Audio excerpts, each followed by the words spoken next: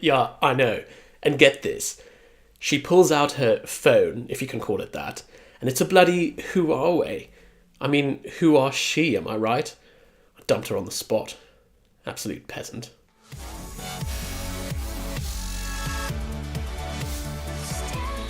So if you don't fancy putting £180 tampons in your ears, then here are my recommendations for the best gym headphones.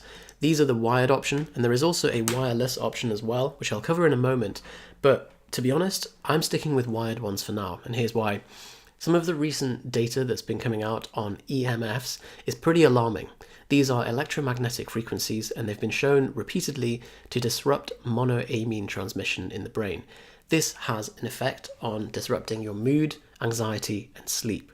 Now, it's particularly pronounced with things that emit large amounts of radio frequency, so Wi-Fi routers, Bluetooth headphones, and particularly something like AirPods, where you have two separate units that you have in your ears, and they have to send cross signals through your head to be able to do what they do multiple times per second or per minute. So just to hedge against that, I'm sticking with the wired ones. If you think that I'm just a tinfoil hat crazy man, then fine, go for the wireless ones. But the other thing is that the technology still just isn't up to scratch with wireless headphones. Phone call quality, sound quality is always just a bit diminished, whereas with these, you guarantee there's no drop-off. So these ones are the Extreme Exploders. Great name. They're very comfortable to wear, and they have a button and microphone built in here. Tap the button once to play and pause, tap it twice for skipping songs and going back. And the microphone is just as good quality as making a normal phone call as well. I am such an advocate of hands-free phone calls. Basically, when you're doing this, first of all, EMF-wise, these devices are only really approved to hold away from your head. So actually holding them in contact with your head, there's been no safety approval for that to be the case. But also, just on a more pragmatic level, you're just taking out one arm.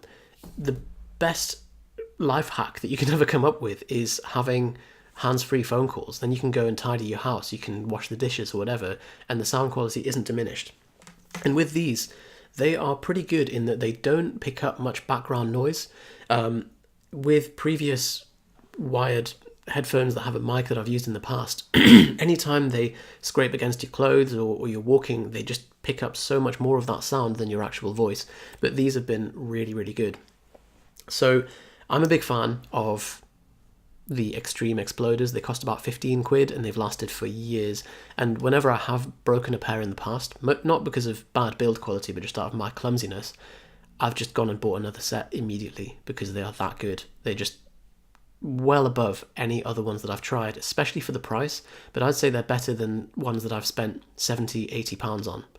Also, they are designed for quite bassy music, and I sometimes like to listen to music with a bit of bass. They are well suited for that.